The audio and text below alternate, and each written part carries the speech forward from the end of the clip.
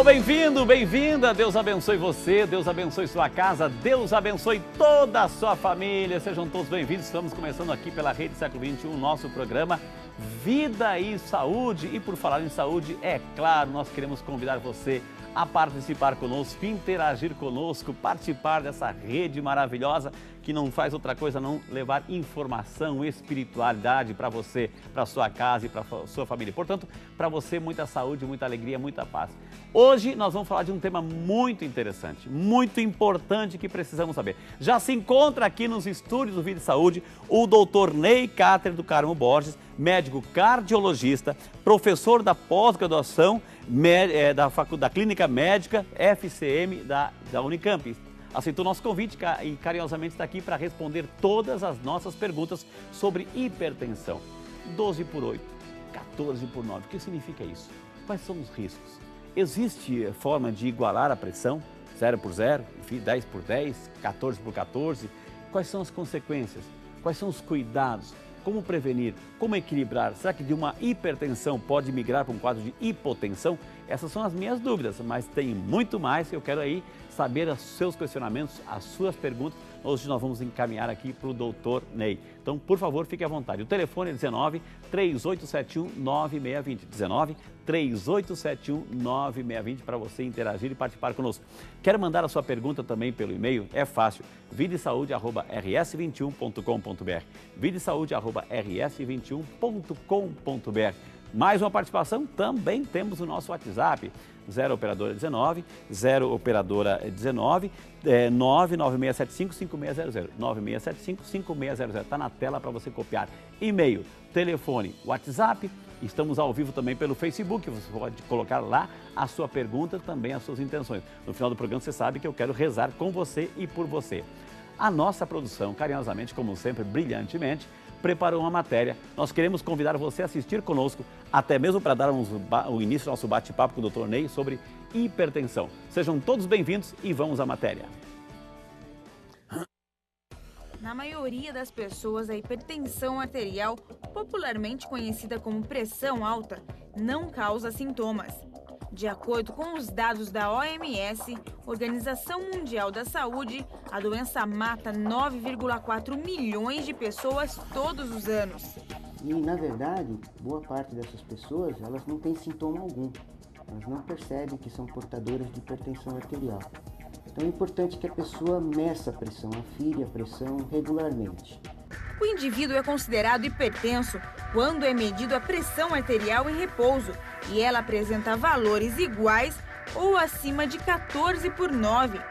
Estima-se que atinge em torno de, no mínimo, 25% da população brasileira adulta, chegando a mais de 50% após os 60 anos e é responsável por 40% dos infartos, 80% dos derrames e 25% dos casos de insuficiência renal terminal. Toda a nossa circulação ela é afetada pela hipertensão. A gente classicamente tem os órgãos alvos da hipertensão, que são aqueles que mais sofrem com a elevação da pressão arterial, que é o cérebro, o coração, os rins, os olhos. Mas a gente pode falar que toda a nossa árvore circulatória ela é cometida pelo aumento da pressão arterial. Dona Vilma é hipertensa há mais de 30 anos. Por conta disso, algumas coisas na rotina diária dela foram mudadas. Na alimentação, por exemplo, a quantidade de sal diminuiu para que a pressão não volte a subir. Mas não foi só na alimentação que Vilma teve que fazer mudanças. Hoje, além do uso diariamente de remédios, ela caminha e afere a pressão quase todos os dias. Vilma chegou a ter outra doença por causa da pressão alta. Eu já tive AVC, né? Tá com 5 anos agora, acho que vai fazer. 5 anos que eu tive AVC. Para quem é hipertenso, existem vários fatores de risco. Por exemplo, o aumento de peso e a obesidade, o cigarro e uma alimentação que contém muito sódio. E é a mudança do estilo de vida. Você tem que diminuir o consumo de sal, você deve ter atividade física regular, você deve ter um controle de dieta, fazendo uso de frutas, legumes, vegetais, uma dieta balanceada. Você tem que controlar o seu peso não fumar e evitar o contato com ambientes que tem muitos fumantes, né? Praticar atividades físicas regulares e o mais difícil é o controle do estresse. Depois de um grande susto, Vilma tenta levar uma vida normal. Então a gente tem que aproveitar. Tem que aproveitar o hoje, porque amanhã a gente não sabe, né? Então, vamos aproveitar enquanto Deus está permitindo. Aí, portanto, a matéria é muito bem ilustrada sobre hipertensão, os cuidados, mas fique tranquilo que a gente vai desenvolver tema por tema hoje aqui com o Dr. Ney. E por falar no Dr. Ney, eu quero convidar você, vamos acolher o nosso convidado, vamos acolher com muito carinho. Dr. Ney, seja muito bem-vindo. Prazer, que honra recebê-lo aqui, doutor. Né? Prazer todo meu. Eu tenho certeza, doutor, assim, que as pessoas em casa estão aumentando o volume do televisor para não perder nenhuma de suas explicações. Seja muito bem-vindo, doutor. Muito obrigado, Frei Rinaldo. É um prazer grande estar aqui no Vida e Saúde, mais uma vez, e procurar tentar esclarecer aos nossos telespectadores o que for possível da minha parte. Que maravilha, doutor. Ele que é professor da pós-graduação da Clínica Médica da Faculdade de Ciências Médicas da Unicamp, médico cardiologista, e tem alguém que entende de pressão arterial, está aqui hoje, viu, gente? Aproveita, então, e faça a sua pergunta. Não deixe para depois. Olha, eu queria perguntar, gostaria que o Frei Rinaldo perguntasse isso. Então, liga para a gente, me dá a pergunta. Passa a pergunta por e-mail, por telefone, assim eu faço questão de encaminhar a pergunta aqui para o doutor Ney. Ô, doutor Ney, o brasileiro, né, ele cuida da sua pressão, ele entende que a pressão é um elemento a ser cuidado ou ele, de repente, cuida de muita coisa e a pressãozinha lá se sobra tempo? Olha, estatisticamente, você ouviu agora essa matéria sobre a Organização Mundial de Saúde, e com 9 milhões de hipertensos estimados. Eu vou lhe dar um número, mas não se assuste, meu amigo que está em casa. A previsão para 2015 é 1,6 bilhões de hipertensos no mundo. 2015? Então... 2015, nós estamos em 2016. Ok. Então, por aí você imagina o percentual dos hipertensos. Como a hipertensão arterial, ela acumulada, analisada, ela mata mais do que todas as guerras anteriores e presentes, então você, por ela ser assintomática, você não consegue, na sua grande maioria, realmente dizer o percentual exato. Nós temos estimados, em 2006, era 7,6 milhões estimado para o Brasil. Em 2015 para 2016, 9,1 milhões. E no mundo, 1,6 bi. Então, o número é muito alto. E por que isso? O sintoma dela é quase que ausente. Quando você tem cefaleia e nuca, você tem falta de ar, opressão no peito, formigamento nos braços, sabe que é o coração, tontura, você já começa a se preocupar com o coração. Agora, quando você não sente nada, e quando você faz aferição de pressão, só viu a telespectadora usando um aparelho de pressão portátil de pulso. Eu não quero desanimar você, meu telespectador, mas esse aparelho não é o ideal. Procure buscar um aparelho que seja calibrado e validado por sociedades. Todo aparelho para estar no Brasil, em qualquer país, ele tem que passar por uma sociedade médica. No caso nosso, a Sociedade Brasileira de Cardiologia, Sociedade de Hipertensão. Ele recebe um selo, não só o do Inmetro. Ele foi validado, checado por profissionais. Do Inmetro é ver se funciona. Isso. Da sociedade é para ver se realmente está calibrado. Dentro dos parâmetros vigentes do país. Ok. E aquele aparelho é testado. Por isso que ele tem um selo. Existe um grupo que só checa isso.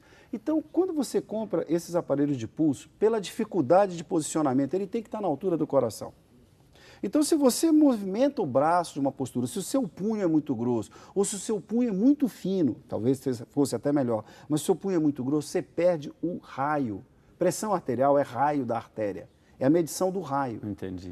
Então, na verdade, seria a tensão arterial. O certo, porque é a razão do raio da artéria, o diâmetro interno da artéria. Então, isso dificulta a medição. 1 milímetro, mas doutor, veja bem, a minha pressão era 12, num aparelho deu 12,2. Para você ter um AVC, você precisa tratar 3 milímetros para baixo. Nós buscamos reduzir 3 a 5 milímetros para você reduzir um acidente vascular cerebral.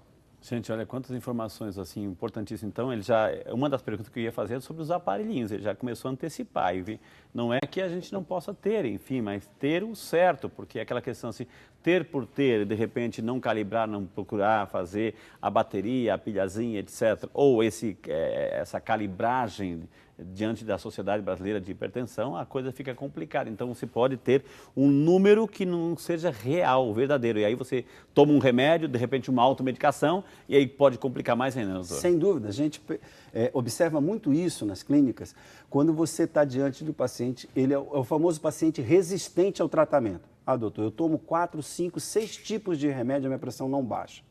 Mas como é que você mede a sua pressão? Qual o período que você dá o descanso? Como exatamente é o protocolo da medida da sua pressão? Ah, eu meço no aparelho da minha vizinha. O aparelho da sua vizinha está calibrado? Uhum. Você checou isso? Existem órgãos que são regulados, várias empresas que são autorizadas a isso. Eles vêm com o aparelho. Vocês se lembram daquele aparelho grande de coluna de mercúrio que hoje é pouco utilizado, mas que existe nas clínicas, porque o mercúrio hoje não é permitido, né? Então, por isso que esses aparelhos automáticos viraram a febre, na verdade. Mas a coluna de mercúrio ela é muito sensível, porque quando você tem na coluna de mercúrio uma variação que seria o 0, e ele se transformou o 0 em 10, é muito fácil você ver. Você olha o 10 e você já sabe que aquilo é o 0. Não é o correto, mas você tem condições de você visualmente analisar. Quando é a falta do mercúrio, aí não dá. A falta do mercúrio, você tem que preencher a coluna de mercúrio com o produto. Então, este tipo não é mais viável nos dias de hoje. O anaeróide, aquele que você olha, que tem aquele ponteiro, se você olha que ele está, o 0 está aqui, ele está para o lado esquerdo ou para o lado direito, você já sabe que ele está descalibrado. Mas o aparelho digital, você não tem como. Não tem. Você tem que colocar um outro detector que vai juntar com a coluna de mercúrio e vai saber a diferença que está. O barato fica caro. É melhor procurar um especialista num posto, enfim, aquele tradicionalzinho da bombinha, feita por um médico, é o melhor, viu?